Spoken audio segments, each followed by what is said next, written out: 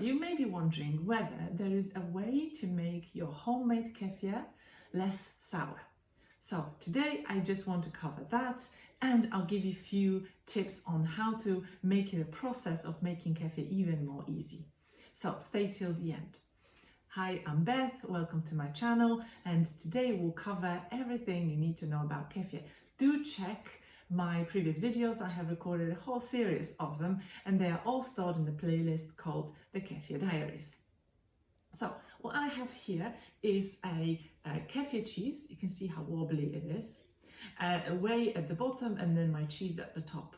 And I have been experimenting with the fermentation times to see whether I can make still kefir cheese but make it a little bit less sour. Now, it's not an exact science or exact process, and it takes a little bit of finessing over time, but with practice you'll totally get that.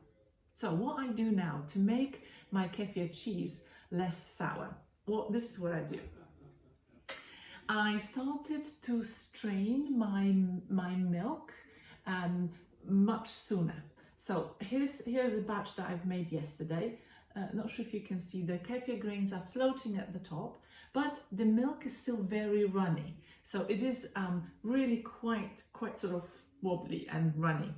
Now, and so what I do now, I used to leave it a little bit longer because the instructions say, well, you leave it until you see the bubbles at the bottom forming. But now what I started to do is I just leave it overnight. So I do it sort of late afternoon or lunchtime, and I strain it right away. So I don't wait for the bubbles, because the bacteria that the kefir is producing is already in the milk.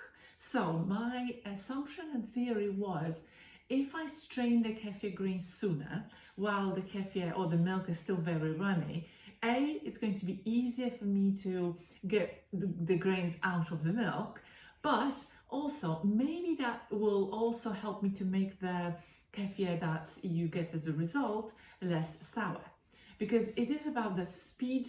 So the way the kefir works is it's a balance between how much grains you have to how much milk you have and the temperature of the room or the location that your kefir is that you are storing your jar.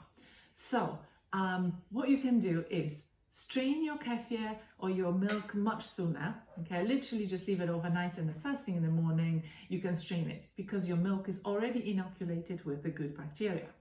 I then switch it to the new jar, pour the milk back in, the new milk, and then leave it to the side for the next 24 hours, just overnight.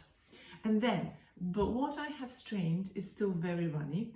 I pour that into a new clean jar, I cover it, and I leave it in a warm cupboard. So my kitchen in winter the temperature has dropped actually. So the milk or the kefir grains are taking a little bit longer to make the kefir, which is perfect, because it means that the fermentation is slowed down, and it means that the kefir that you get out of it at the end is actually less sour, because it's not had that length of time or the heat to speed the fermentation process. So the way to control the fermentation is you slow it down by putting it in a cooler temperature, or you want to speed it up, you put it in a boiler room or some warm location in your house. I really like the cottage cheese consistency of kefir cheese. So I was wondering whether I can make the kefir cheese less sour. So this is it, it's perfect.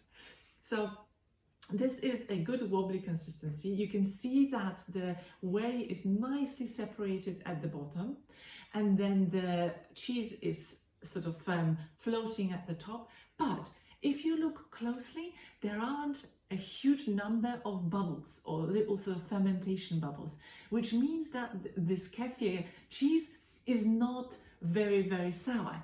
And I have tasted it already, and it's fabulous.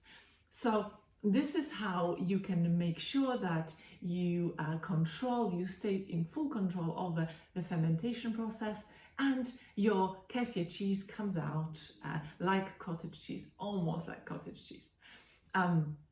It's the same consistency, and it is not super sour, which is really nice, but it still has a ton of good bacteria and is way better than the store-bought stuff. Has no fillers, no preservatives, no funny ingredients that you can't even pronounce, and I've even found some kefir that has been pasteurized, which it just means there's no good bacteria in it because it has been cooked.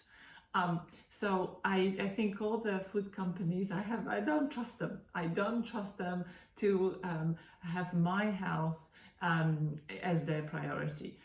They're trying to make money, and they use all the tricks in the book to make a profit. So, but once you have your kefir cheese, this is what you can do with it. This is what I do with it. I strain it, and then I either add some blueberries or some berries or some fruit, and a touch of maybe honey or maple syrup, or I tend to make it into a sour dish. And so this is perfect with fresh chives and salt. A little bit of salt, mix it up, and then spread it on a piece of toast or a crumpet. It's delicious. It's absolutely amazing. So if you haven't tried that, definitely do that.